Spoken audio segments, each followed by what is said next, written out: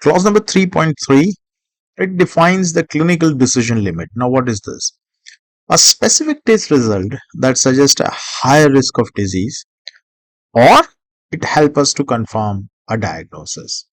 It is used to determine risk of disease, or to diagnose it, or to treat it. For example, if a cholesterol level above 200 milligram per deciliter is linked to an increased risk of heart disease, then this value serves as a clinical decision limit.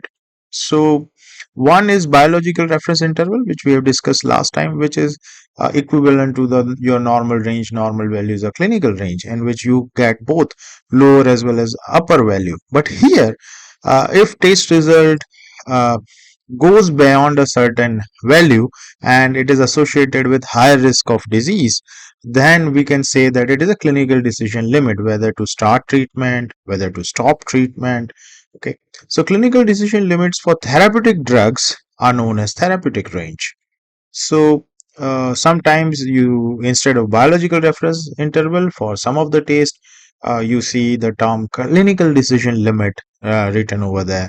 So it is the meaning that is conveyed here.